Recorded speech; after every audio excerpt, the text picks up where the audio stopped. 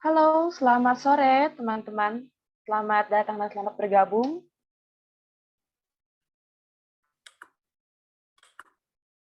Dipersilakan buat teman-teman yang dari instansi atau perusahaan tertentu buat merename namanya, nama instansi, underscore, sama namanya. Dan juga untuk dipersilakan buat teman-teman untuk on cam, agar nanti sesi webinar kita lebih komunikatif ya.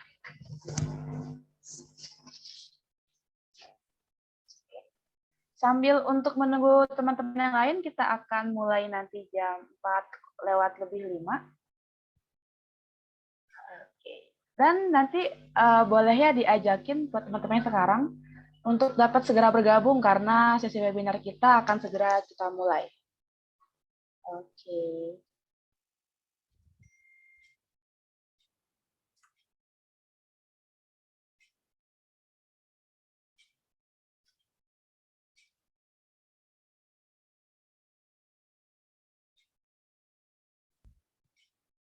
Sambil mulai, mungkin boleh nih dari teman-teman yang ingin ngobrol-ngobrol dulu ya dengan kita.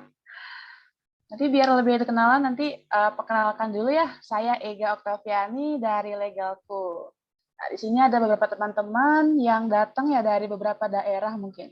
Ada yang dari Jakarta. Oh, mungkin boleh diketik nih di kolom chat dari mana aja buat teman-teman yang baru bergabung.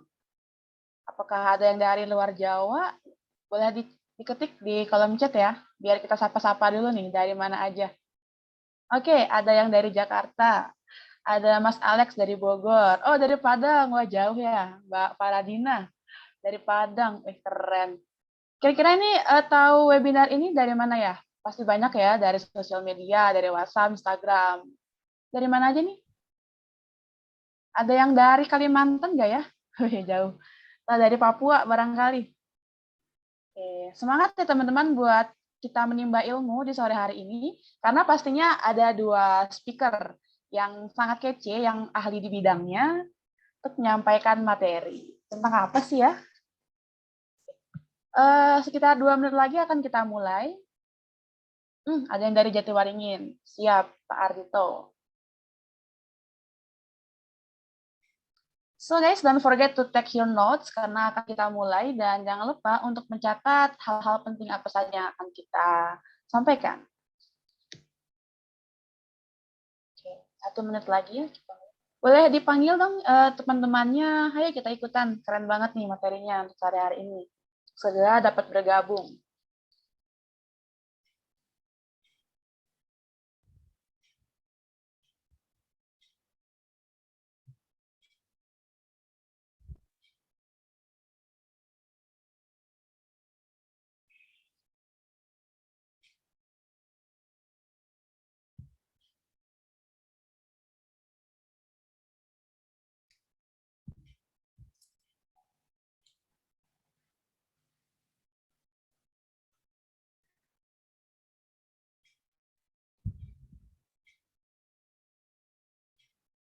Oke, sudah jam 4 lewat 5. Bagaimana Mbak Wita, kita mulai saja ya? Baik, boleh Kak. Siap. Buat teman-teman yang sedang tidak ada kendala, boleh banget buat on cam selama sesi, karena nanti selama sesi kita akan menilai siapa yang teraktif, karena nanti di akhir akan ada door prize-nya. Oke, baik. Saya mohon izin mulai. Untuk suara saya aman ya? Yes. Oke, baik. Bismillahirrahmanirrahim. Assalamualaikum warahmatullahi wabarakatuh. Shalom, Om Swastiastu, Namo Buddhaya, Salam Kebajikan. Puji syukur kita haturkan kepada Tuhan Yang Maha Esa yang telah memberikan kita kenikmatan dan kesehatan, sehingga kita bisa berkumpul untuk mendapatkan ilmu yang sangat luar biasa di sore hari ini. Sebelumnya saya mengucapkan terima kasih dan selamat datang buat rekan-rekan dari berbagai daerah. Dan terkhususnya selamat datang buat Kang Muhammad Filosofi atau yang akrab kita sapa dengan Kang Pilo sebagai speaker pertama dari Legalku. Dan yang kedua, sebelumnya mohon maaf, izin menginfokan bahwa Kang Rehan selaku CEO dan founder dari Pajak.io tidak dapat hadir karena sedang ada urusan mendadak dan akan digantikan dengan Bu Nadia Daniati selaku senior dari Tax Researchers. Oke, baik sebelumnya perkenalkan kembali saya Ega Oktaviani selaku CRO dan Partnership Associate dari Legalku yang akan membantu jalannya acara pada sore hari ini. Sebelumnya saya mohon sedikit introduction. Legalku adalah jasa legalitas berbasis teknologi yang menyediakan layanan untuk menyelesaikan masalah dalam bisnis.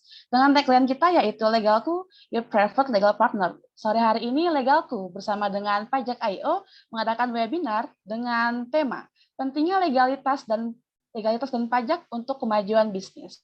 Sedikit informasi juga, Pajak.io merupakan platform yang membantu pelaku usaha, khususnya perusahaan, dalam memenuhi kewajiban pajak.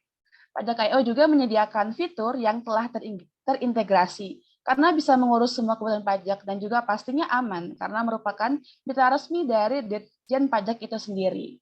Oke, untuk mengefisienkan waktu sebelum kita mulai, untuk sesinya saya ingin menginformasikan bahwa untuk teman-teman yang ingin bertanya boleh melayangkan pertanyaannya di kolom chat karena nanti di akhir sesi akan membuka sesi Q&A dan baik tentunya bagi 3 orang penanya terbaik akan mendapatkan door prize yaitu berupa potongan harga untuk menggunakan jasa legalku sebesar Rp250.000.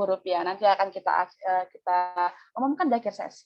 Oke, untuk selanjutnya adalah penayangan video singkat dari legalku. Boleh dari Mbak Wita untuk share screen dibantu.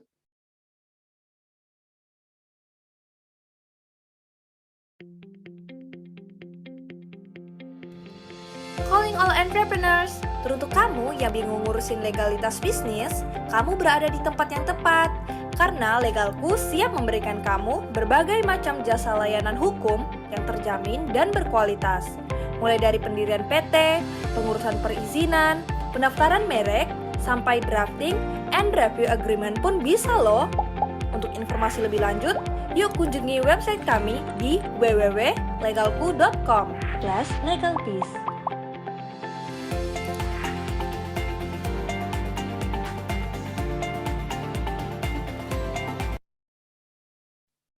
Oke, baik. Terima kasih banyak, Mbak Wita. Oke, tanpa membuang waktu, mari kita lanjut ke sesi selanjutnya, yaitu adalah penyampaian materi dari CEO beserta dan founder dari Legalku Digital Technology. Kepada Kang Pilo, kita persilahkan. Halo. Suara saya cukup jelas kah, Mbak Ega? Jelas, Kang Pilo. Oke. Mohon izin untuk share screen ya. Mungkin kita materi nggak banyak, nanti kita pengen banget ada di Q&A. Jadi sedikit sebentar. Saya share screen ya. Oke. Oke, sudah cukup jelas ya? Sudah terlihat? Siap, ya, Kang. Oke. Ya, perkenalkan sebelumnya, nama saya Ahmad Filosofi, saya founder and CEO dari legalku.com. Sebelumnya memiliki experience sebagai konsultan hak kekayaan intelektual, juga sebagai lawyer di salah satu boutique firm di Jakarta, juga sebagai corporate legal manager di salah satu heavy equipment company ya, multinational company. Sebelum membuat Legalku. Jadi sambil perkenalan sedikit, apa itu Legalku? Legalku itu digital legal platform, simpelnya seperti Gojek tapi versi legal services.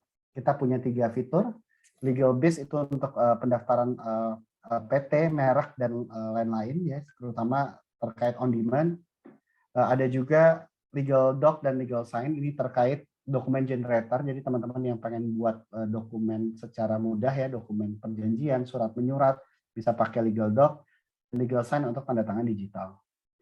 Saat ini kami ada di 30 kota dan 14 provinsi untuk coverage, juga di 4 negara di luar Indonesia untuk pendaftaran hak kekayaan intelektual. Oke, mengapa legalitas penting bagi startup atau bagi usaha gitu ya, UMKM?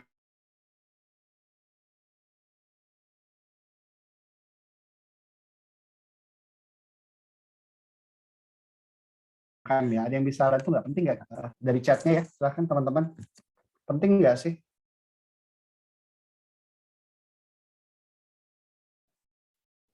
Penting? Untuk apa ya? Kira-kira kenapa itu penting? Ada yang bisa bantu?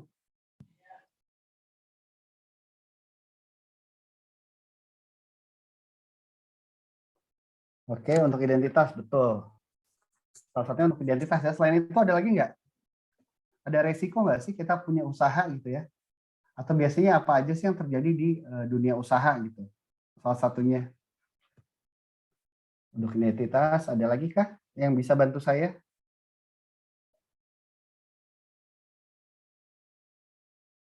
Oke, limited liability, oke, perlindungan bisnis atau batasan-batasan, betul ya. Jadi kurang lebih gini, kita akan coba bahas ya. Kenapa legalitas penting, ada beberapa contoh kasus. Kalau kita lihat ya, mungkin saya akan langsung jelaskan sebelah kiri ya. Ada geprek bensu. Apa yang terjadi di geprek bensu? Bahwa ada perebutan hak kekayaan intelektual namanya merek dagang. Salah satunya adalah kata geprek bensu gitu ya. Itu akhirnya diperebutkan dua orang. Ya, salah satunya Ruben Onsu gitu ya. Jadi kita lihat bahwa legalitas penting kenapa? Salah satunya di hak kekayaan intelektual ini gitu. Nama bisa jadi objek rebutan karena memiliki nilai ya, memiliki value. Kenapa sih nggak tinggal ganti aja namanya? Karena nama itu punya berharga untuk satu usaha. Salah satunya bentuk perebutan merek itu. Salah satu juga ada lagi contohnya cap kaki 3 dengan cap badak ya. Perebutan katanya adalah kata segar atau lautan penyegar. Disputnya cukup panjang.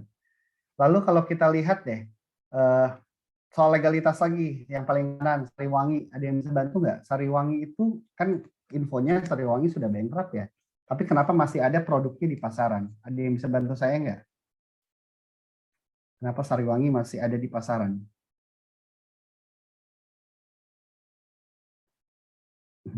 Ada yang bisa bantu? Oke, Sariwangi ini case-nya perusahaannya sudah bangkrut, tapi hak kekayaan intelektualnya atau merek dagangnya sudah dibeli oleh Unilever ya, PT Unilever. Sehingga walaupun PT Sariwangi sudah bangkrut, tapi karena merek dagangnya dimiliki oleh Unilever, Unilever berhak untuk mengeluarkan produk Sariwangi. Ini salah satu contoh legalitas sebagai perlindungan aset, salah satunya merek dagang. Banyak ya merek dagang nih tadi Aqua Japan. Aqua Japan itu adalah merek perubahan merek atau rebranding dari Sanyo. Jadi kita bisa lihat bahkan contohnya ya bahwa kenapa sih kita harus lindungi sekarang nanti aja rebranding gitu. Ini contohnya itu mungkin sekarang terkenal tapi ya orang taunya elektronik aja. Nggak ada yang mengidentifikasi bahwa dia itu adalah sebelumnya Sanyo. Sedangkan Sanyo sudah jadi merek dagang yang dikenal banyak orang. Sayang sekali ya, jadinya orang tidak terasosiasi itu. Padahal Sanyo, kalau kata Sanyo akan jauh lebih identikal sama satu produk, salah satunya pompa air. Ada juga contoh Bata ya. Kita melihat sepatu Bata ini ada di sekitar kita seolah-olah ini merek lokal. Padahal ini bukan merek lokal dari Ceko ya. Bata ini dari Ceko. Jadi merek dagang atau legalitas terutama hak kekayaan intelektual bisa dipakai sama kita untuk branding terutama usaha kita. Contohnya lagi adalah Shinzui ya. Shinzui ini adalah contoh legalitas yang ini ya apa merek dagang. Dia kalau Shinzui seolah-olah itu dari Jepang, padahal dia milik orang Bekasi ya di Indonesia nih. Shinzui ini produk Indonesia, salah satunya produsen minyak goreng juga. Jadi dia produksi Shinzui. Nah, merek dagang yang paling banyak mungkin ya. Contohnya juga dispute. Ada juga legalitas untuk pecah kongsi. Salah satunya Ayam Suharti ya. Kalau kita lihat ada dua logo, ini pecah kongsi antara suami istri. Kita harus sadar dalam usaha kita ada potensi kita untuk pecah kongsi dengan mitra usaha kita. Jadi harus ada perlindungan hukumnya nanti kita sebut founders agreement atau shareholder agreement. Lalu ada mie sukses isi 2 ya. Ini salah satu diversifikasi dari Wings Food. Jadi kalau kita lihat Wings Food udah punya mie sedap, kenapa dia punya mie sukses gitu ya? Karena mereka butuh diversifikasi market. Lawannya mie sukses siapa? Sari mie isi 2. Jadi branding atau bahkan hak kekayaan intelektual itu bukan hanya legalitas yang untuk melindungi nama aja, tapi kita bisa pakai untuk sebagai diversifikasi market kita. Itu yang dipakai. Nah, ini ada sedikit tebak-tebakan juga nih. Ada sebelahnya mie sukses itu Konsula. Ada yang tahu nggak Konsula itu bisnis apa, teman-teman? Ada yang pernah tahu nggak? Sebenarnya mungkin sekarang produk itu ada di rumah kita tuh, tapi belum disadari aja. Ada yang bisa tebak nggak? Konsula itu sekarang jadi apa namanya? Ada yang bisa bantu? Di kolom chat boleh? Silahkan. Konseling, oke. Bukan konsuling ya. Jadi memang Poinnya terkait ini ya, ya sebelumnya dia seperti Halodoc ya, konsultasi dokter, tapi sekarang udah berubah menjadi Lemonilo. Konsula ini adalah Lemonilo ya. Jadi teman-teman juga harus tahu bahwa usahanya yang awalnya dari konsultasi dokter bisa berubah jadi makanan sehat gitu. Dan disitulah fungsi legalitas ngebantu kita nantinya. Jadi inilah pentingnya salah satu legalitas dari case posisi ini ya. Oke, startup dengan UMKM. Ya ini definisi singkat bahwa startup itu adalah usaha yang baru dimulai ya. Jadi skala periodenya. Setiap kita baru mulai, maka kita bisa sebut startup. Apakah usaha kita mie ayam, coffee shop, nggak harus teknologi, sebenarnya bisa disebut startup. Kalau dia memang baru dimulai, atau first stage of operation. Kalau MSME atau micro and small business atau UMKM, itu terkait size-nya, ukurannya. Jadi kalau sekarang memang secara undang-undang cipta kerja ya, usaha mikro itu di bawah 1 miliar. Jadi kalau kita bicara usaha mikro itu udah ya sampai 1 miliar masih usaha mikro. Kalau small 1 sampai 5 miliar, kalau 5 miliar sampai 10 miliar usaha menengah. Jadi dari sini kita tahu bahwa MSME atau UMKM itu skala usaha hingga 10 miliar. Jadi masih relevan banget ya teman-teman, jangan keberatan kalau dibilang UMKM gitu. Karena emang UMKM itu sampai 10 miliar. Ini ada contohnya ya. Memang startup sekarang biasa disebut dengan ini ya, perusahaan teknologi, tapi startup sendiri sebenarnya perusahaan rintisan yang baru dimulai. Oke. 5 kesalahan umum yang dialami UMKM ini juga terkait pentingnya legalitas. Biasanya usaha kita itu belum ada kesepakatan antara mitra usaha. Kita biasanya ngebangun usaha belum tentu sendiri ya. Rata-rata punya mitra atau partner. Nah, tidak ada kejelasan kesepakatan antar partner. Ini akan jadi bahaya di kemudian hari. Biasanya jadinya pecah kongsi atau ribut antara pemegang saham. Gitu ya. Dan biasanya ini terjadi kalau kita sudah mulai besar ya. Jadi sudah ada investor atau bahkan penjualannya udah tinggi, sudah mulai dikenal, udah ada banyak sorotan media, maka potensi pecah kongsi makin tinggi karena ego para foundersnya keluar tuh. Jadi sebaiknya dibuat founders agreement atau perjanjian pemegang saham. Kedua, tidak memulai usaha dengan badan hukum PT dan standar perjanjian. Ini juga banyak ya. Rata-rata mulai ya udahlah saya jalan aja toh bisa usaha gitu. Tapi ketika kita tidak memulai dengan bentuk PT, maka akan jauh lebih sulit untuk usaha kita berkembang. PT ini biasanya bukan hanya sebagai kepemilikan saham ya, tapi juga sebagai reputasi. Jadi ketika kita bentuk PT, reputasi usaha kita akan lebih naik gitu. Orang kalau kerjasama akan lebih percaya kalau kita bentuknya udah bentuk PT. Dan kenapa PT nanti akan saya bahas ya. Kenapa nggak CV Mas? Kenapa nggak yayasan dan lain-lain itu? Nanti ada reasonnya. Ketiga, ketiadaan perizinan usaha atau dokumentasi tenaga kerja ini juga biasanya karena tadi nggak bentuk PT maka nggak ada izin usahanya. Ini salah satu kesalahan besar karena nanti di tengah jalan usaha kita ketika kita ada opportunity atau peluang baru kita urus izin usahanya dan itu biasanya udah nggak cukup waktu gitu ya. Jadi penting banget teman-teman untuk memulai dengan perizinan usaha dan buat entitas PT. Keempat, tidak memiliki melindungi hak kekayaan intelektual atas usaha atau nggak memulai usaha dengan nama yang tidak dapat didaftarkan. Ini juga jadi masalah nih. Kalau kita namanya udah keren-keren, ternyata nggak bisa didaftarin ke Dirjen Haki. Apa gunanya? Pada akhirnya nanti kita harus rebranding lagi. Dan rebranding itu mahal banget. Jadi kalau bisa bahkan sebelum buat PT, saya sarankan bahkan daftarkan mereknya lebih dahulu. Karena merek itu first to file. Nanti kita akan bahas first to file. First to file itu siapa yang daftarin duluan, itu yang akan jadi pemilik hak gitu. Jadi penting banget untuk teman-teman juga daftarin nama brandnya ya kalau kita bilang ya. Tapi kalau secara hukum namanya adalah merek dagang atau trademark. Oke, yang terakhir adalah biasanya tidak memiliki term of use atau bahkan disclaimer. Ini penting ya teman-teman, terutama yang jual produk. Bukan hanya produk sih, kalau kita juga jualan jasa atau service, penting untuk kita siapin disclaimer. Karena nantinya itu akan meminimalisir resiko kalau misalnya kita kena tuntutan hukum. Aduh, saya mah cuma jualan pulsa, emang saya mau dituntut apa ya? Kalau pada akhirnya kita jualan pulsa skala besar, terus tiba-tiba itu menyebabkan ganti kerugian orang, possible kan? Atau makanan. Banyak banget produk consumable misalnya, yang bisa dimakan gitu ya. Terus orang jadi keracunan gitu. Itu banyak sekali case gitu. Salah satu klien saya, dia transaksinya nggak nyampe 200 juta, tapi karena orang keracunan, dia dimintain ganti rugi di atas 500 juta. itu resikonya tinggi banget. Jadi penting untuk punya disclaimer ya. Teman-teman kalau tahu disclaimer tuh ya syarat dan ketentuan berlaku, terus juga petunjuk penggunaan dan makanan ini wajib dimakan, tidak boleh terkena cahaya matahari dan lain-lain, itu disclaimer tuh yang membuat sebagai salah satunya untuk membuat kita terlindungi dari resiko yang potensi muncul akan datang.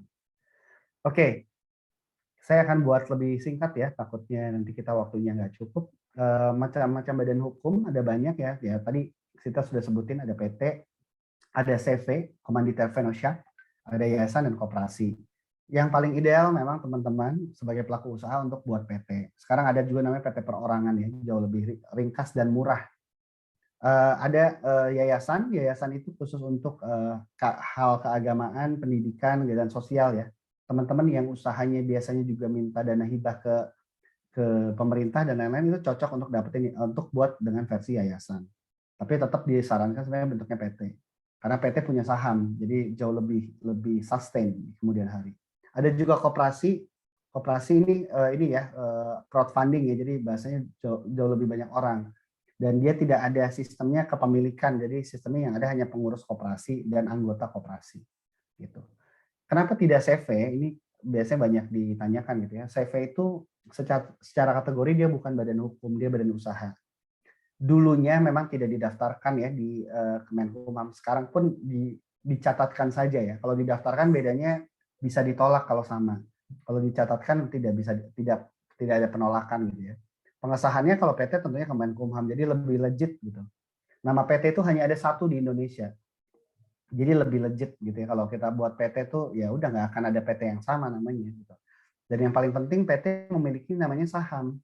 Saham ini hanya ada di PT. Di badan usaha lain nggak ada. CV apalagi, CV itu adanya ownership aja, tapi tidak ada saham. Gitu ya, kepemilikan aja. Nah, tanggung jawabnya ini yang mungkin rada signifikan ya, perbedaan PT dengan CV. Kalau PT itu dia hanya terbatas kepada modal usaha. Kita tadi contohnya kalau kayak tadi ya ganti rugi makanan, kita transaksinya atau PT ini hanya punya aset 200 juta.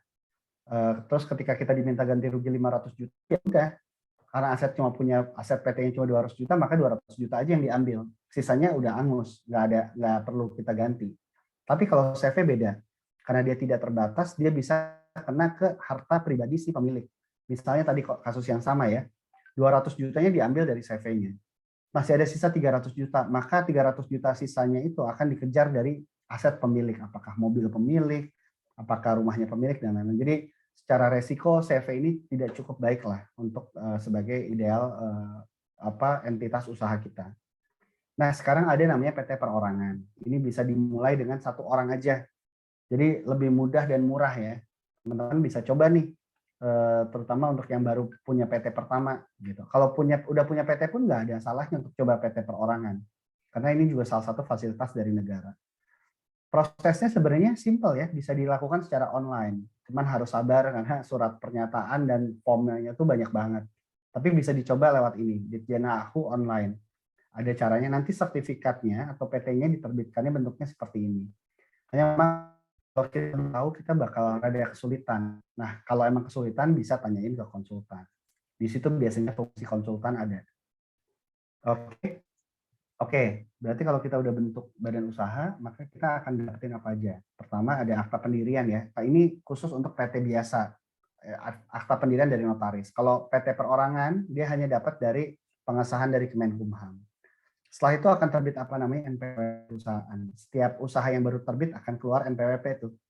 Lalu ada NIB atau nomor induk berusaha. Sekarang dengan dengan OSS RBA ini SIUP tidak berlaku sepenuhnya. Jadi biasanya di SIUP-nya masuknya ke NIB. Maka inilah yang disebut dengan perizinan umum. Hampir semua usaha teman-teman akan punya ini. Akta atau SK, NPWP, dan NIB. SIUP masih ada untuk bidang usaha tertentu. Nah, yang disebut sini adalah general license atau perizinan umum. Perizinan khusus tetap ada juga, terutama untuk bidang tertentu ya. Teman-teman yang di bidang digital ada namanya penyelenggara sistem elektronik. Ada juga surat TDUP ya, tanda daftar usaha pariwisata untuk di bidang pariwisata. Atau SIUJK, surat izin jasa konstruksi untuk perusahaan di bidang konstruksi. Jadi penting banget nantinya ya inilah bukti dokumen legalitas gitu ya. Penting, kenapa penting? Nanti ketika kita mau diinvest sama orang atau ketika kita mau mencari pinjaman ke perbankan, ini yang dilihat, dokumentasi ini yang dilihat. Jadi penting banget. Saya kayaknya nggak bakal pakai uang bank deh, atau saya nggak mau diinvest. Percayalah, Anda akan mencapai fase tersebut. Ya. Ketika usaha kita harus berkembang, pasti kita butuh pendanaan dari pihak eksternal. Nggak mungkin kita cuma dapat dari profit aja, akan jauh lebih lama. Jadi ketika kalau kalian mau kejar pendanaan atau bahkan investasi, sebaiknya dokumen legalitas ini dipenuhi. Oke, ini NIB ya. NIB juga bisa dilakukan sendiri sebenarnya by online. Hanya memang mekanisme teknisnya yang cukup complicated ya. Jadi silahkan coba di sistem OSS, nanti juga ada isi KBLI dan formulir, checklist, lalu keluarlah NIB. Ini teorinya gitu ya, tapi praktikalnya cukup seru lah kalau mau dicoba. Nah, tadi kita bicara tentang perizinan atau legalitas yang ada di perusahaan kita. Nah, kalau kita bicara, kadang kita juga punya produk kan, ada juga produk yang butuh izin.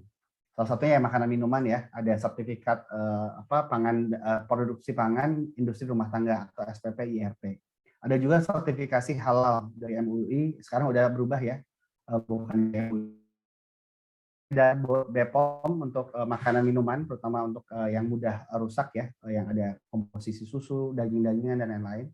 Ada kosmetik butuh izin edar BPOM atau manufaktur untuk sertifikasi SNI.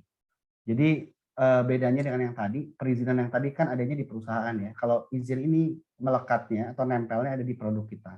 Jadi kalau kita nambah produk, kita harus buat izin baru lagi. Oke, kalau kita bicara tadi legalitas entitas ya atau perusahaan. Sekarang saya bicara tentang hubungan antar pemilik usaha. Selalu siapkan prenup ya atau ibaratnya perjanjian nikahnya lah kalau itu ya. Tapi kalau kita bilangnya founders agreement, perjanjian antar pemegang saham lah. Kenapa? Karena penting banget untuk punya ini biar memitigasi konflik gitu ya, biar kita mencegah adanya konflik di kemudian hari. Nah, ini ada beberapa klausa-klausanya, mungkin saya nggak bisa sebutin satu-satu, tapi yang paling penting adalah di roles and responsibility atau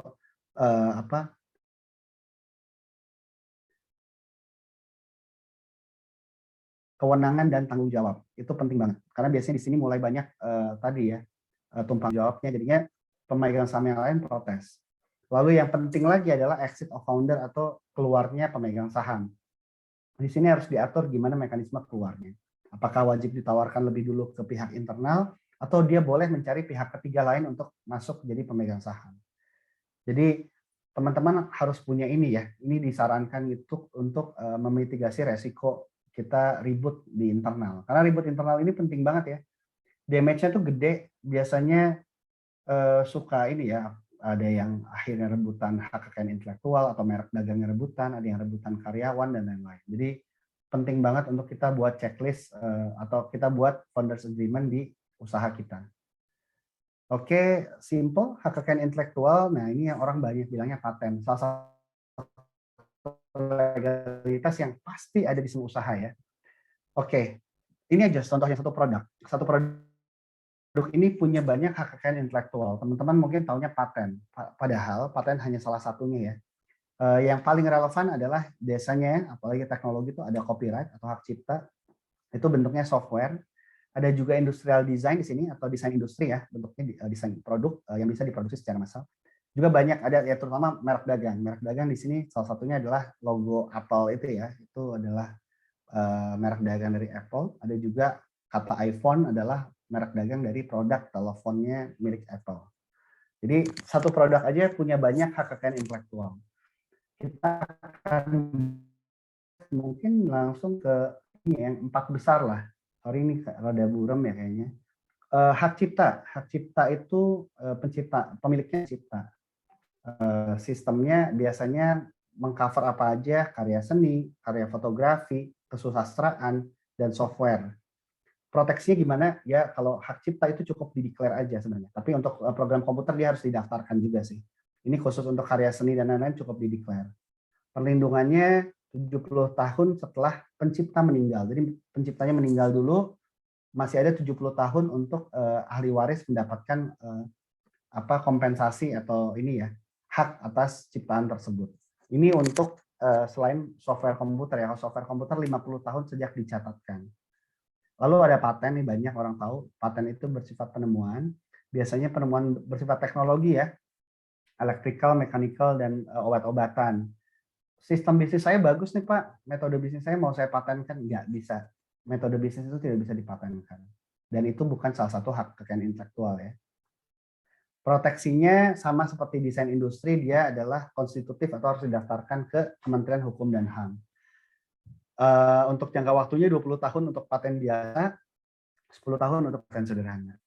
Industri desain yang ini biasanya nempel barang paten ya, tapi nggak hanya itu sih. Kalau kita lihat desain telepon kita lihat desain mobil kita atau desain furniture, biasanya itu masuknya industrial design. Kurang lebih proteknya sama 10 tahun, nggak bisa diperpanjang, dan dia harus didaftarkan ke Dirjen Haki. Baru yang terakhir adalah merek dagang ya. Merek dagang ini berbentuk nama, logo, simbol, tagline, bisa bentuknya adalah merek dagang. Orang bilangnya banyaknya brand gitu ya. Dia juga harus didaftarkan di Kementerian Hukum dan HAM. Proteksinya 10 tahun dan bisa diperpanjang terus selama 10 tahun. Ini adalah proses siklus pendaftarannya ya untuk hak kekayaan intelektual. Teman-teman nggak perlu khawatir kok 2 tahunan, 3 tahun. Yes, secara undang-undang memang proses hingga terdaftarnya bisa 2 hingga 3 tahun. Tapi perlindungannya adalah sejak kita masukkan permohonan. Jadi kalau kita baru daftarin 1 April ini misalnya, maka sejak 1 April 2022 merek kita dilindungi. Walaupun mungkin disetujuinya itu di 2 tahun ke depan, karena memang mekanisme seperti itu. Jadi inilah kurang lebih gambaran dari perlindungan legalitas untuk usaha. Begitu, terima kasih semuanya.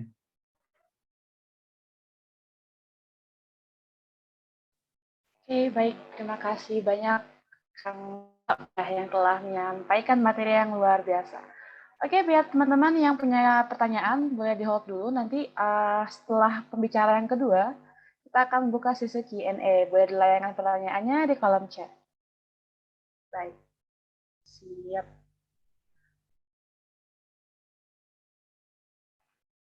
Oke, untuk mengefisienkan waktu, kita akan beranjak untuk ke speaker yang kedua, untuk Mbak Nadia Daniati, selaku Tax Research Senior Associate of Fintax dari Pajak.io. Kepada Mbak Nadia Daniati, persilahkan. Baik, sebelumnya terima kasih kepada moderator atas kesempatannya. Saya izin share screen dulu.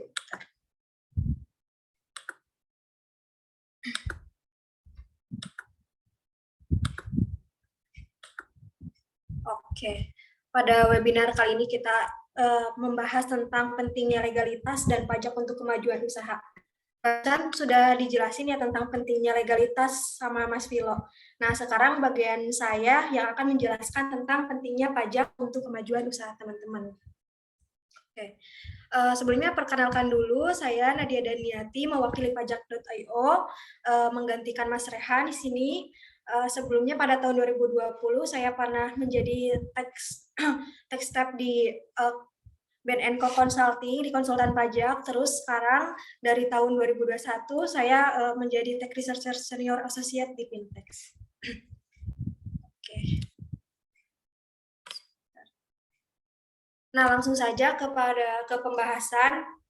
Nah, jadi untuk pajak itu sebenarnya ada 2 jenis. Yang pertama itu ada pajak daerah sama pajak pusat. Nah, pajak pusat itu dibagi menjadi 2. Yang pertama itu pajak penghasilan dan pajak pertambahan nilai. Nah, tapi bisa kita kategorikan menjadi 2, yaitu pajak tahunan dan pajak bulanan gitu, biar gampang. Nah, apa sih perbedaan pajak tahunan dan pajak bulanan?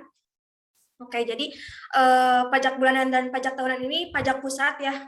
Perbedaannya yaitu dari yang pertama itu dari basis pengenaan pajaknya.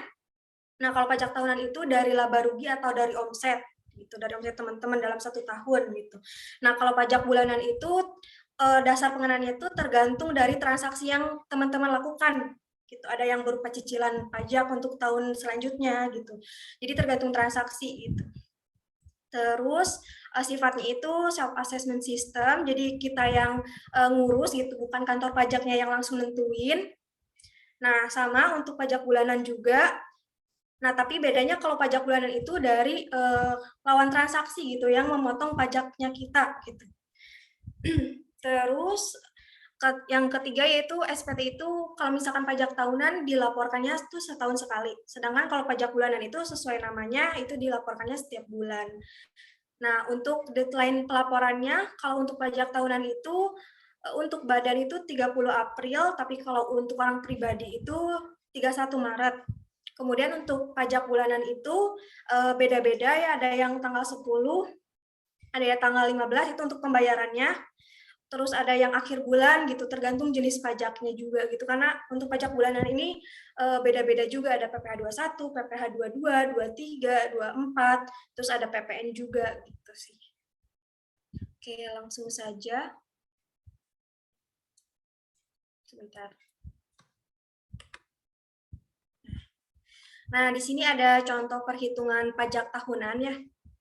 Dalam hal ini, perusahaan yang memiliki omset itu sudah melebihi, sudah bukan UMKM lagi gitu kan, karena di sini omsetnya sudah 60 miliar. Nah, misalkan di sini omsetnya itu 50 miliar, terus terdapat biaya-biaya yang untuk mendapatkan dan menagih, memelihara penghasilan gitu. Terus ada depresiasi aset juga, terus sehingga diketahui profit usahanya itu 10 miliar.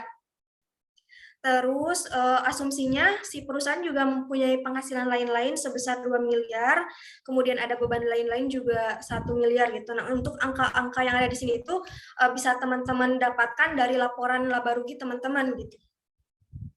Kalau di sini misalkan jumlah laba usahanya itu 11 miliar.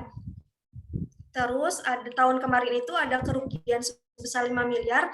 Nah, jadi menurut pajak itu kalau misalkan tahun sebelumnya rugi itu bisa dikompensasiin ke tahun selanjutnya. Sehingga yang tadinya profitnya 11 miliar gitu. Jadi dikurangi depresiasi, dikurangi kompensasi kerugian 5 miliar sehingga hasilnya 6 miliar. Nah, dari 6 miliar ini baru dikenain tarif pajak penghasilan ada di pasal 17. Undang-Undang Pajak Penghasilan. Nah, tapi khusus untuk penghasilan yang sampai 4,8 miliar itu dikenain pajak pasal 31E itu ada di sini.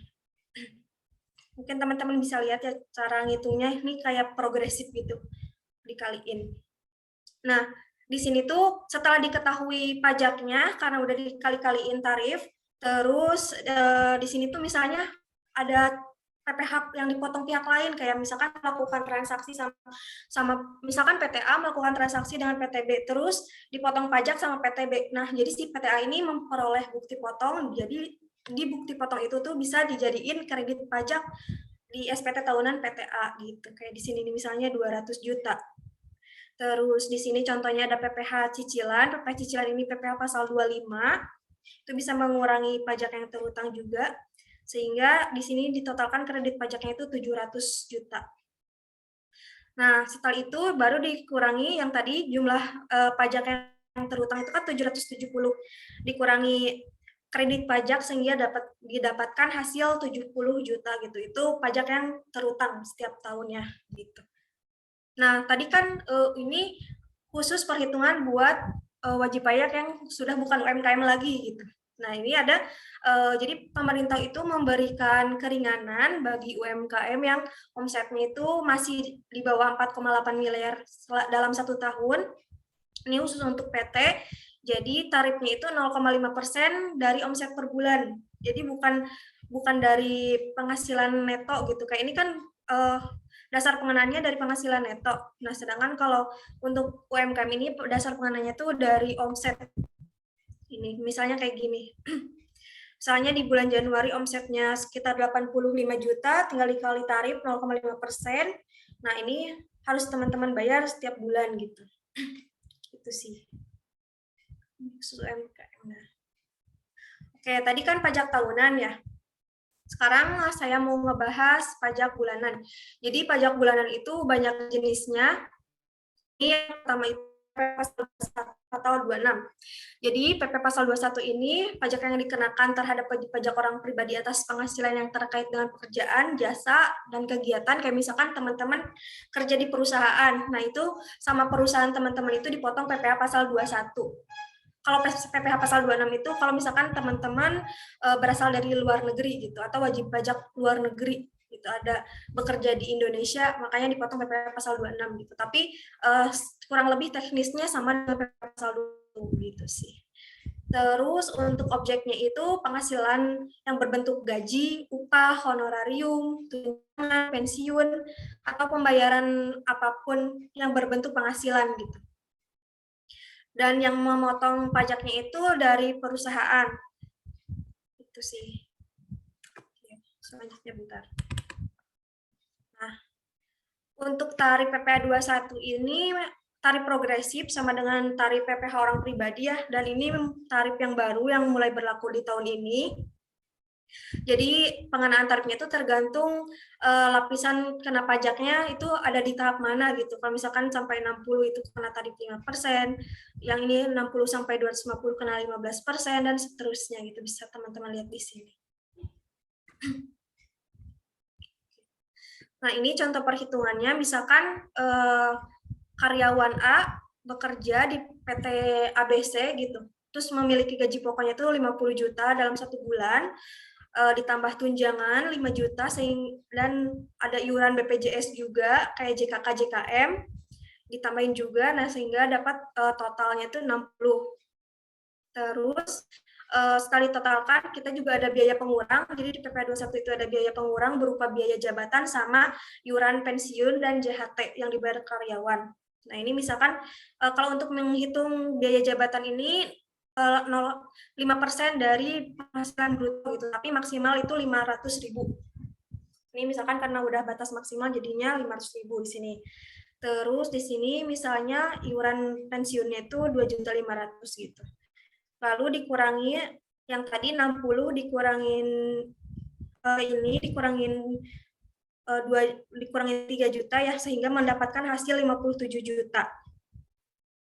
Nah, terus dikalikan 12 sehingga dapat hasilnya segini 680. Nah, kemudian dikurangi PTKP. PTKP ini tergantung status karyawannya ya. Jadi ada yang menikah, ada yang belum. Jadi itu tergantung statusnya. Khusus untuk wajib pajaknya sendiri itu besarnya itu 54 juta. Kalau misalkan sudah menikah itu dapat tambahan lagi sebesar 4.500.000. Kemudian kalau misalkan udah punya anak atau tanggungan itu ada tambahan lagi sebesar 4.500.000 gitu. Nah, baru setelah dikurangi PTKP baru ketahuan dasar pengenaan pajaknya, yaitu 616.500.000 gitu. Setelah itu baru deh dikaliin tarif progresif yang tadi. Ini sih cara ngitungnya kayak gini gitu. Di lapisan pertama kena 5%, lapisan keduanya kena 15%, lapisan ketiganya kena 25%. Terus ini jadi 60-nya kena 5%, yang 190 kena 5%, dan sisanya ini kena segini. Ini sih cara ngitungnya, bisa teman-teman lihat di sini. Nah, jadi kalau yang tadi itu contoh perhitungan PPh 21 untuk karyawan tetap, pegawai tetap ya. Nah, ini kalau misalkan contoh perhitungan PPh 21 khusus untuk bukan karyawan, kayak misalkan freelance atau tenaga pegawai bebas atau tenaga ahli gitu. Ini di sini contohnya Mas Raihan mendapatkan kontrak pelatihan pajak dengan nilai sebesar 10 juta gitu. Nah, jadi cara ngitungnya itu dasar pengenaannya itu 50% dari penghasilan bruto, sehingga dapat 5 juta. 5 juta itu dikali tarif 5%, sehingga dapat pajak yang terutang, yaitu 250.000. Sehingga penghasilan yang harus dibayarkan sama perusahaan ke Mas Rehan itu 10 juta dikurangi pajak yang tadi 250. Jadi take home pay yang diterima Mas Rehan itu sebesar 9.750.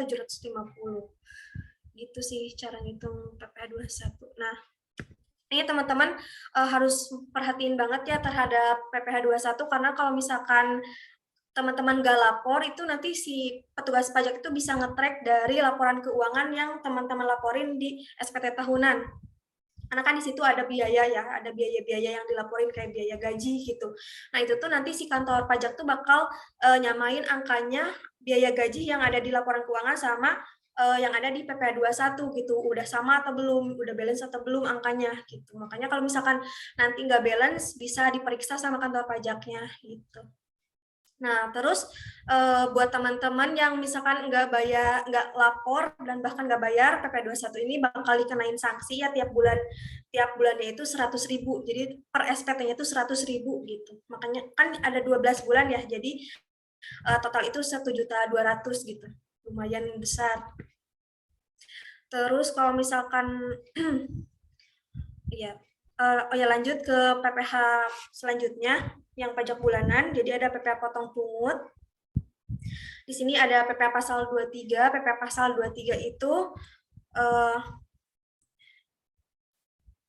ini sih langsung ke contohnya aja ya. Jadi PPh pasal 23 itu pajak yang dikenakan atas transaksi badan usaha dengan badan usaha dengan objeknya itu bunga, royalti, sewa, jasa, dan hadiah gitu. Terus untuk tarifnya itu beda-beda. Di sini ada contoh perhitungannya. Misalkan PT FID menjual software perpajakan kepada PT ABC sebesar 5 juta. Nah, jadi atas transaksi ini itu harus dikenain pajak gitu. Kenainnya itu sebesar 2% karena ini merupakan jasa software. Langsung aja cara ngitungnya itu 2% kali 5 juta. Jadi dapat 100.000. Nah, jadi si PT ABC ini pas ngebayarin ke PT FID ini besarnya tuh nggak 5 juta, tapi dikurangin 100.000 karena untuk memotong pajaknya gitu. Jadi 4.500.000. Nah, kemudian yang pajak 100.000 yang udah dipotong PT ABC ini nanti di SPT tahunan PT FID ini bisa dijadiin kredit pajak kayak contoh yang tadi di awal. Gitu sih. Oke, lanjut. Oke. Jadi ini sama seperti yang tadi udah dijelasin ya, objek PPh 21. Nah, tadi contohnya itu udah yang berupa jasa ya. Nah, ini tadi jasa aplikasi ini misalkan jasa hosting ini hampir sama aja sih, cara ngitungnya itu 2% dari transaksi gitu, dari total bruto yang diperoleh. Kayak gini 2% kali 10 juta gitu, udah dapat hasilnya. Terus ini ada lagi contohnya PT FID membayar royalti. Nah, kalau untuk royalti ini tarifnya beda yaitu 15% dari penghasilan bruto. Kalau cara ngitungnya itu sama aja kayak tadi, jadi tinggal langsung dikaliin aja penghasilan brutonya sama tarif gitu, nanti dapat diketahui pajak yang terutangnya berapa. Nah, di sini juga PT FID membayar sewa printer kepada Ibu Rati itu sebesar 4 juta. Nah, ini untuk sewa juga tarifnya itu 2%, langsung aja dikaliin ke penghasilan brutonya sehingga dapat pajaknya. Nah, ini kan tadi PT FID ini melakukan banyak transaksi ya dengan lawan transaksi. Nah, dan udah dipotong pajak juga sama pihak lawan transaksi. Nah, ini kalau misalkan kita jumlahin nih semua pajak yang dipotongnya itu ada sekitar 1.780.000 gitu yang dipotong oleh lawan transaksi ke PT FID. Nah, sebesar 1.780.000 ini bisa dikreditkan sama PT FID ini di SPT tahunan gitu. Terus ada contoh selanjutnya itu ada PPh pasal 4 ayat 2 atau PPh final. Jadi PPh final ini jadi pemerintah itu memberikan kebijakan khusus terhadap perpajakan final gitu. Jadi ada khusus pajak final namanya. Itu jadi bedanya itu jadi nggak bisa digabung sama pajak yang lain gitu karena final gitu. Pengenaannya itu ya udah final gitu, nggak bisa digabungin sama yang lain. Kayak misalkan contohnya itu ada sewa tanah dan bangunan atau jual tanah dan bangunan, terus ada bunga diskonto juga banyak. Bentar. Contohnya dulu dari sini ada contohnya katanya PT FID ini menyewakan ruangan kepada PT ABC sebesar 20 juta. Nah, ini untuk sewa tanah dan bangunan itu tarifnya itu 10%, jadi langsung dikaliin aja kayak tadi, dikaliin ke penghasilan brutonya gitu, dapat hasilnya itu 2 juta. Sehingga pas PT ABC bayar ke PT FID ini nggak 20, tapi dikurangin sama pajak yang terutangnya tadi 2 juta.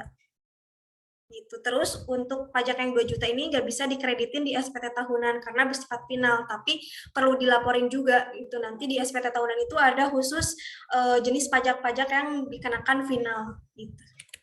Sebentar nih, nggak bisa diklik.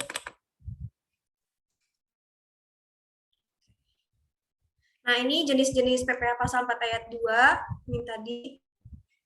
Ada hadiah undian, ada jasa konstruksi, terus ada penjualan saham di bursa efek, ada obligasi, ada penjualan saham modal ventura, gitu. Jadi banyak banget jenisnya.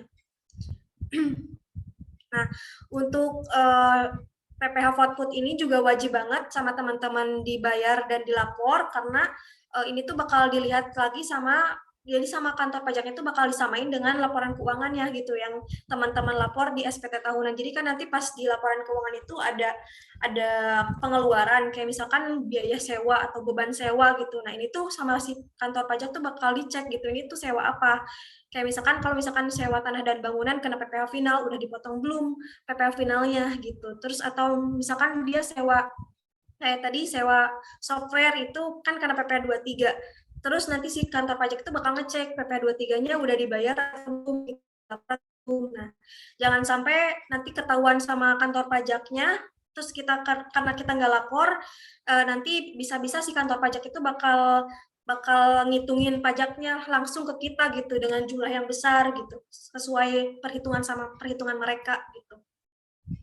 Terus kalau misalkan teman-teman nggak lapor itu nanti bakalan kena denda bunga yaitu 2%. Oh, kalau dulu itu 2%, tapi kalau sekarang itu diatur oleh Menteri Keuangan gitu. Jadi tarifnya itu bunganya itu relatif gitu, tergantung kebijakan Menteri Keuangan. Terus kalau misalkan telat lapor itu bakal dikenain denda sebesar 100.000 per bulan untuk 12 masa pajak kayak tadi yang PP 21 itu sih. Oke, untuk penjelasan terkait pajak mungkin cukup sekian buat teman-teman yang misalkan masih bingung terkait perpajakan usahanya, boleh di kita ada pre-konsultasi, bisa hubungi nomor berikut atau email berikut.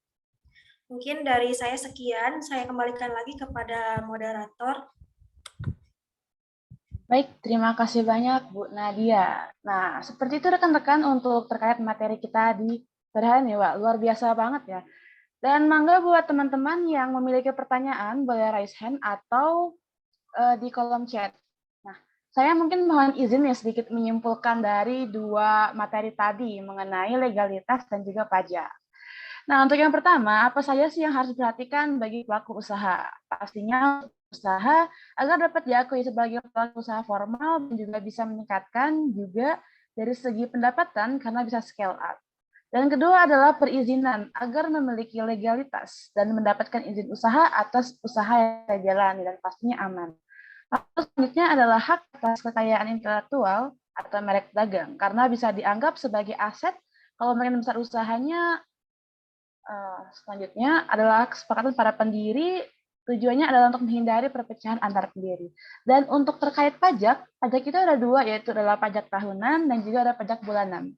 Kalau pajak tahunan berbasis laba atau rugi, atau omsetnya buat UMKM. Dan juga SPT pastinya dilaporkan setahun sekali, dan untuk pelaporan adalah 30 April pada setiap tahunnya. Kalau untuk pajak bulanan, mudah saja, yaitu kebanyakan berbasis transaksi, ada yang berupa cicilan untuk pajak tahunan. Dan pajaknya dibayarkan setiap tanggal 10 atau tanggal 15 setiap bulannya. Nah, bagaimana sih jika kita abai terhadap pajak dan kita tidak memperhatikannya, pastinya nanti kantor pajak dapat melihat besaran biayanya gitu, akan disesuaikan. Dan pastinya akan ada dendanya, yaitu sebesar 100.000 per bulannya untuk setiap SPT-nya. Seperti itu ya kawan-kawan. Jadi kita harus patuh akan pajak. Nah, kita membuka pertanyaan untuk sesi pertama, yaitu untuk 3 orang pertanyaan pertama. Boleh raise hand atau disampaikan di kolom chat. Sip, ini ada yang beberapa pertanyaan. Kita mulai dari yang paling atas dulu ya. Oke. Nah, dari Faradina Dina. Oke. Kak, mau tanya nih, kalau untuk misalnya PPh 23 dan PPN 21, apakah wajib dilakukan di setiap transaksi? Jika seandainya klien tidak mau, apakah bisa, Kak? Oke, mungkin boleh langsung dijawab, Kak. Oke, jadi untuk PPh 21 itu wajib ya Kak, karena nanti bakal ke-track kan di laporan keuangan emang wajib itu, tapi tergantung penghasilan karyawannya juga. Kalau misalkan semua karyawan di bawah PTKP yang tadi sudah aku jelasin ya, PTKP yang 54 juta, 4.500.000 gitu tergantung statusnya. Nah, jadi kalau misalkan masih di bawah PTKP semua itu berarti kan PPh 21-nya nihil. Nah, kalau nihil itu nggak perlu dilapor tiap bulan, tapi wajib dilapor tiap Desember gitu. Tapi tetap wajib dilapor karena emang itu kewajiban sebagai wajib pajak buat lapor, bayar dan lapor PPh 21 gitu. Nah, terus untuk PPh 23 itu juga wajib dilapor, wajib dipotong dan dilapor Kak. Setiap transaksi gitu. Emang wajib. Oke, siap. Seperti itu ya, Kak Faradina. Oke, selanjutnya ada dari Kang Cliff Razan. Ini mengenai SPT juga, pajak juga. Izin bertanya, Kak, tahapan untuk urus SPT tahunan untuk badan hukum bagaimana ya? Dan dokumennya tuh apa saja sih yang harus disiapkan? Oke, jadi sebelumnya kita siapkan dulu dokumen. Jadi untuk dokumen itu tentunya teman-teman harus punya dulu EVIN atau harus bisa mengakses DJP online gitu. Kalau misalkan udah bisa, teman-teman harus siapin laporan keuangan, adalah Barugi sama Neraca, itu bisa teman-teman buat disatuin jadi PDF gitu. Terus untuk cara pelaporannya, kalau dulu kan pakai aplikasi SPT. Nah, untuk mulai tahun ini tuh pemerintah tuh udah gak bisa pakai lagi ISPT. Jadi teman-teman bisa pakai e-form. Cara pakai e-formnya itu nanti teman-teman buka DJP online. Kalau misalkan udah punya akunnya tinggal langsung masuk. Tapi kalau misalkan belum punya akun, masukin EVIN, terus nanti bisa ke akses. Terus ada menu lapor. Nah, di menu lapor itu nanti ada pilihan e-form. Nah, sebelum diklik e-form itu nanti ada menu untuk download aplikasi e-formnya, kayak aplikasi PDF-nya gitu ya. Karena untuk membuka e-form ini ada aplikasi khusus yang harus teman-teman download. Nah, kalau misalkan udah di-download, nanti bisa teman-teman klik e-form. Pas diklik e-form itu ada pilihan, nanti teman-teman bakal ditanya tahun pajak apa yang mau dilapor sama mau dibayar sama dilapor gitu. Nanti pilih tahun pajaknya, terus nanti bakal ada pilihan buat ngedownload e-formnya gitu. Kalau misalkan udah bisa di-download, nanti bisa teman-teman input pajaknya di e-form tersebut gitu. Jadi ngisinya itu kayak kita ngisi manual aja gitu, kayak ngisi pakai tulisan aja, tapi bedanya itu kita ngisinya di laptop gitu sih Kak. Nanti di terakhir kita upload laporan keuangan gitu. Sip, seperti itu ya, Pak Cliff Razan. Oke, terima kasih, Bu Nadia. Oke, ini ada yang bertanya mengenai legalitas. Dari Bu Febi. Halo Pak, izin bertanya, kalau saya mendirikan PT perorangan, apakah kemudian hari jika saya punya partner, saya bisa upgrade ke PT biasa, lalu pengenaan pajaknya apakah sama ya? Mungkin boleh langsung jawab, Oke. Pak Pilo. Oke. PT perorangan, jadi itu hanya untuk satu orang ya, satu orang pemegang saham. Ketika kita sudah memiliki pemegang saham kedua, atau bahkan telah memenuhi di luar UMKM atau modal di atas 10 miliar, maka dia harus kembali ke PT biasa. PT biasa ini PT persekutuan ya. Jadi maksudnya lebih dari satu pemegang saham, dan dia harus masuk ke akta notaril. Sebenarnya kalau treatment pajaknya pada dasarnya ketika dia udah berbentuk PT, maka dia masuknya pajak badan.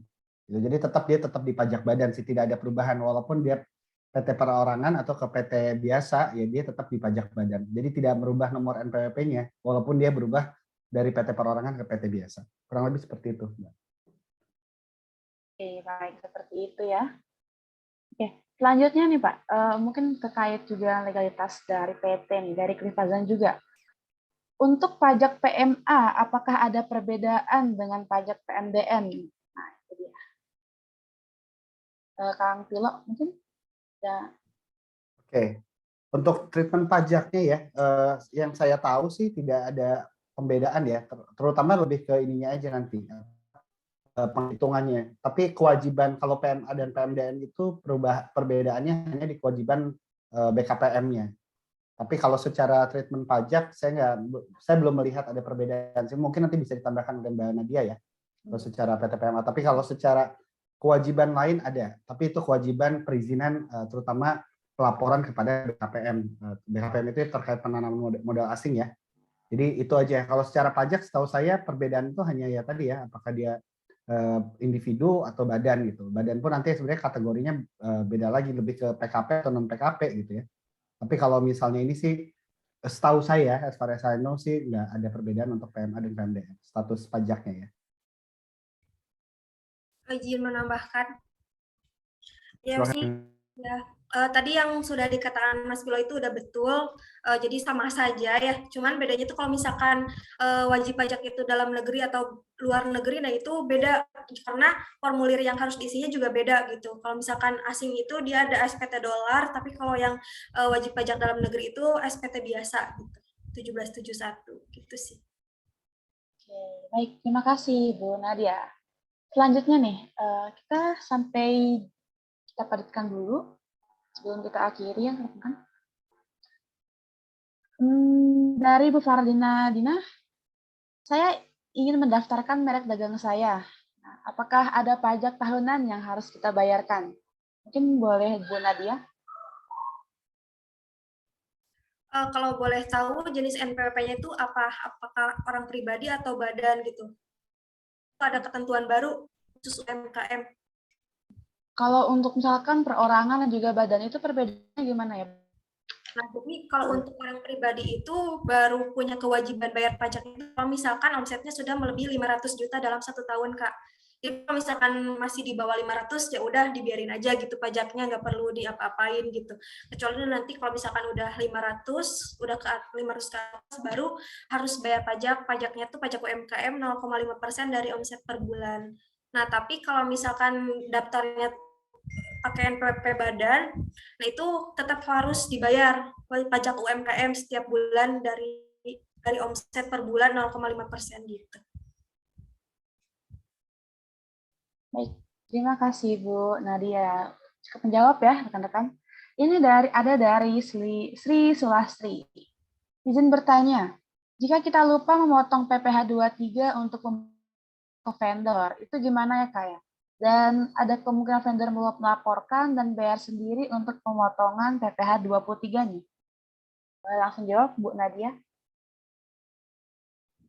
Oke, kalau untuk kemungkinan setor sendiri itu nggak mungkin, karena PPh 21 itu sifatnya itu dipotong gitu. Jadi nggak bakal mungkin si vendor itu motong sendiri gitu. Jadi kalau misalkan lupa, ya mau nggak mau kita harus tetap lapor dan potong pajaknya gitu. Dan harus bilang sama vendornya karena kita tuh ada kewajiban buat motong PPh 21 gitu, PPh 23 gitu.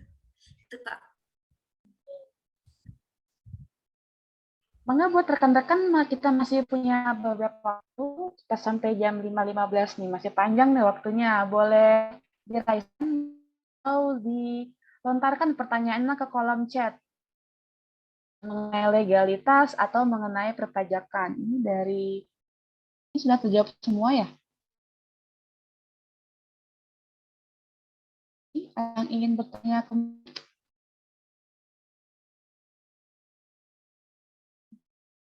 dari siapa lagi ya? Kita cari dari Aisyah mengenai pajak juga nih. Saya ingin bertanya nih, untuk pengenaan tarif PPh UMKM kan 0,5% sampai tahun berapa ya kira-kira? Jika sudah lewat dari tahun yang bersangkutan, pengenaan pajak UMKM akan menggunakan tarif umumkah atau tarif apa? Terima kasih.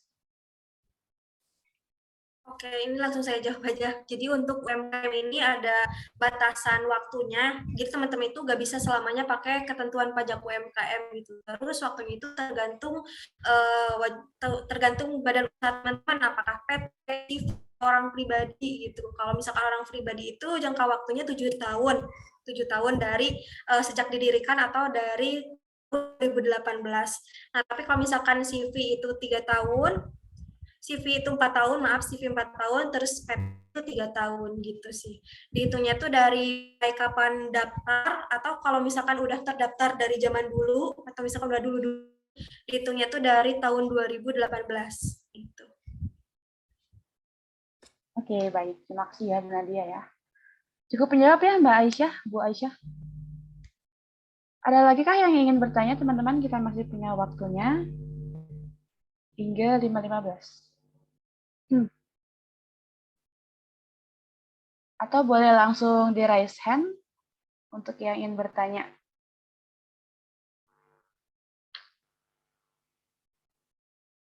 Oke, ini ada dari Rina. Izin bertanya. Ini mengenai legalitas ya. Izin bertanya, pertimbangan apa saja yang harus dipikirkan sebelum mengambil keputusan untuk berbadan? Apakah ada kemungkinan untuk ini ada 2 pertanyaan ya. Oke, mungkin boleh jawab yang pertanyaan itu. Yang pertama itu kan Pilo. Pertimbangan untuk Oke, nah, tadi ya untuk individu atau memiliki usaha kalau tidak berbadan hukum dia punya banyak kelemahan sih, terutama eksposur resiko. Dan yang kedua, ketika kita mendirikan entitas badan hukum, maka kita juga udah membeli waktu ya. Ketika kita buat lebih dulu, maka akan jauh lebih baik si PT itu udah berdiri udah lebih lama secara pengalaman atau bahkan nanti potensi untuk mengikuti proyek-proyek tertentu. Jadi saya bilang pertimbangan pertama tentunya terkait resiko. Jadi apa aja resiko yang potensi muncul kalau kita nggak berbadan hukum. Jadi langsung kena ke pribadi ya, harta pribadi, tuntutan pribadi, atau bahkan dianggap sebagai usaha ilegal. Kalau kita berbadan hukum, maka ke PT jatuhnya, dan itu bentuknya compliance. Yang kedua ya tadi, apakah bisnis kita mau gede atau enggak gitu. Karena kalau bisnis kita mau gede ya kita harus serius gitu. Kalau investor atau bahkan pihak eksternal biasanya nggak akan mau ambil resiko dengan usaha yang belum berbadan hukum. Jadi akan meminimalisir juga potensi atau opportunity di kemudian hari. Lalu mungkin untuk pertanyaan kedua, kemungkinan untuk mengikat suatu merek ke perorangan. Nah, gini, bisa aja. Jadi kalau kita belum punya PT, kita bisa daftarkan merek kita tuh ke individu, diri kita sendiri. Atau bentuknya juga kolektif. Lebih dari 1 orang pun memungkinkan untuk pendaftaran merek dagang. Apa kelebihan dan kekurangannya? Hanya kalau misalnya individu, ketika kita udah punya PT ya kita harus alihkan kembali, berarti 2 kali biaya. Tapi memang bisa dipakai kalau misalnya nanti individu itu, saya nggak mau merek saya atas nama PT, mau Anda atas nama individu aja. Itu juga bisa lebih baik ya, terutama untuk teman-teman founder startup biasanya. Dia ada beberapa yang ditaruh di individu, biar dia nggak disingkirkan misalnya secara internal. Jadi merek dagangnya dipegangnya secara individu. Tapi ada banyak pertimbangan sebenarnya. Tergantung memang kalau memang udah punya PT, sebaiknya bisa didaftarkan bentuk PT atau bahkan bisa bentuk individu 1 orang atau bahkan ya beberapa orang sekaligus. Jadi itu aja pertimbangannya. Terima kasih. Oke, selanjutnya ada pertanyaan beruntun nih. Kalau misal saya ingin mendirikan badan PT, tapi sebelumnya saya belum pernah melaporkan pajak individu, apakah berpengaruh? Boleh langsung jawab, Kang Pilo? Oh, ini buat pajak kah atau apa? Untuk pendirian PT-nya? Berbeda sepertinya, Kang. Jadi gini, kalau pendirian PT-nya tidak berpengaruh ya, karena nanti akan terbit NPWP PT, tapi berpengaruhnya ke izin usahanya. Saat pembuatan OSS atau izin usaha itu akan tembus ya sama mekanisme Dirjen Pajak. Jadi nanti sebelum terbit pasti akan diminta individu atau pemegang saham itu untuk melaporkan pajaknya. Tapi kalau pembentukan PT-nya tidak menghambat sebenarnya. Hanya perizinan setelahnya atau NIB-nya atau OSS-nya. Jadi sebaiknya teman-teman juga di sini untuk laporkan ya secara rutin ya. Kurang lebih seperti itu. Oke, baik. Terima kasih Kang Pilo. Cukup jawab ya, Bu Dina. Selanjutnya nih dari Sri Sulastri lagi nih. Untuk pertanyaan yang sebelumnya, yang tadi yang lupa potongan PPh 23, berarti kalau kejadian tahun sebelumnya harus melakukan pembetulan. Boleh dijawab langsung Bu Nadia? Apakah cukup jelas? Kalau misalkan sebelumnya di SPT tahunan badan sebelumnya kan udah dilapor juga tuh pengeluaran untuk jasa gitu dari SPT tahunan, harus dilaporin juga PPh 23-nya. Jadi teman-teman di sini juga perlu melakukan pembetulan gitu kalau misalkan terjadi kejadian seperti itu. Itu sih, Kak. Oke, siap. Seperti itu ya kira-kira Bu Sri. Selanjutnya ada pertanyaan dari Cliff Razan. Izin bertanya, jika seandainya PT Pilot tapi masih ada pajak terutang, apakah tetap wajib melunasi pajaknya? Boleh langsung jawab, Bu Nadia. Oke, jadi untuk PT Pilot ini kan biasanya tuh wajib pajak mengajukan penutupan NPWP. Nah, untuk mengajukan penutupan NPWP ini ada prosedurnya, jadi nggak bisa ditutup, tapi nanti si petugas pajak itu bakal meriksa dulu apakah ada pajak yang terutang atau enggak gitu. Kalau misalkan ada yang terutang yang masih harus dibayar itu harus dibayar dulu gitu, nggak bisa langsung ditutup. Itu sih, Kak. Iya, sedikit tambahan mungkin. Ya, biasanya nanti si pemegang saham akan tanggung renteng tuh kalau terjadi pilot. Jadi sisanya masih harus ditanggung oleh para pemegang saham ya sebelum terjadi penutupan. Ya karena memang secara perusahaan udah nggak mampu. Tapi itulah tanggung jawab dari nanti pemilik perusahaan ya atau pemegang saham. Thank you.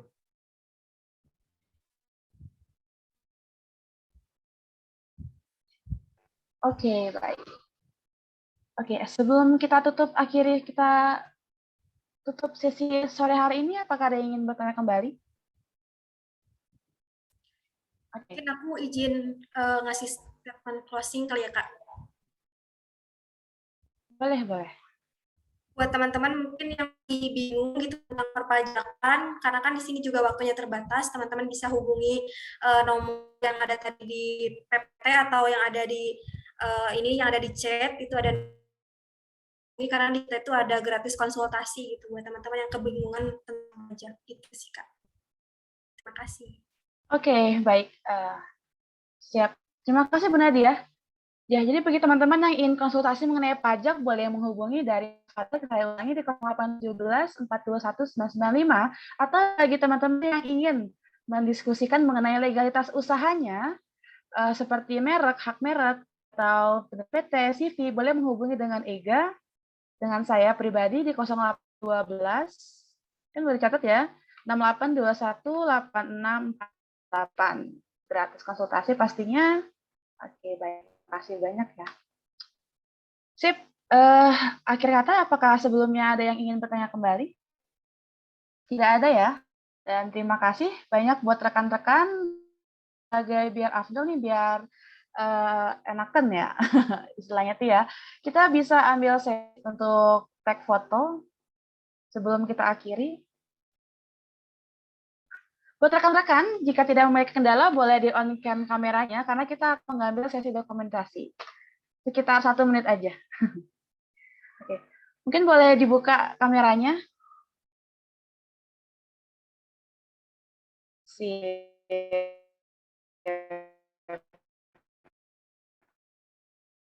Ambil untuk kenangan. Kita abadikan momen kita di sore hari ini.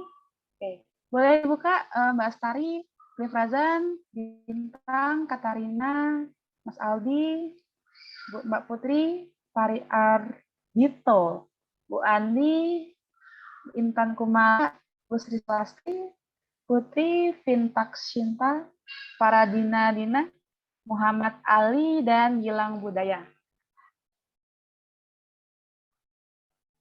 Oke, baik. Kita ambil ya untuk sesi fotonya, dokumentasinya. Oke, udah ya semuanya ya? Oke. 1, 2, 3. Oke, dari ya Mas Gilang. Sip, cakep semuanya. Oke, 1, 2, 3. Sip. Gaya bebas ya? Ya, gaya bebas. 1, 2, 3. Sip. Oke. Sip. Oke, baik. Baik, terima kasih rekan-rekan. Untuk yang terakhir nih, kita akan minta statement dari masing-masing speaker. Yang pertama dari Pak Pilo. Singkat saja boleh, Pak. Oke, terima kasih semua waktunya ya. Tadi ya, intinya sih jangan menunggu untuk punya legal compliance. Karena kalau terutama untuk beberapa hal seperti hak kekayaan intelektual, waktu itu berharga banget. Kita beda 1 hari daftarkan, bisa aja nama kita udah diambil sama pihak lain. Apakah kompeten atau bahkan berdasarkan kita sendiri gitu. Jadi jangan khawatir untuk memproteksi karena itu adalah aset intangible ya. Jadi aset pertama kita biasanya nama usaha kita. Itu aja, terima kasih. Oke, keren. Seperti itu ya rekan-rekan ya. Jangan tunggu nanti buat mendaftarkan mereknya kalau nggak mau diambil orang gitu intinya ya. Oke, selanjutnya dari Bu Nadia. Adakah closing statement-nya nih untuk sore hari ini buat rekan-rekan kita? Sebenarnya tadi udah ya, Kak.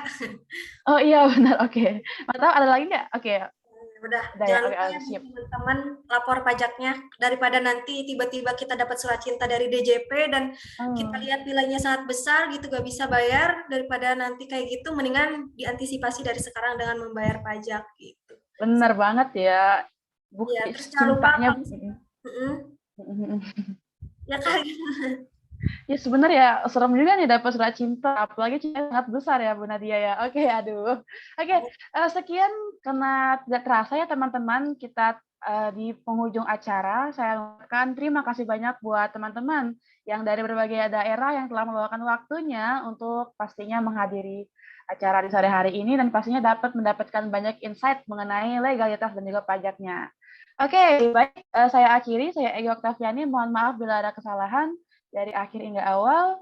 Sampai ketemu, nanti pantengin terus Instagram dari @legalku dan juga ya pastinya Pajak.io. Pastinya akan ada insight tiap harinya yang akan dipost. Terima kasih banyak. Saya akhiri. Wassalamualaikum warahmatullahi wabarakatuh. Selamat sore dan selamat kembali beraktivitas. Oke, terima kasih semuanya. Salam sukses.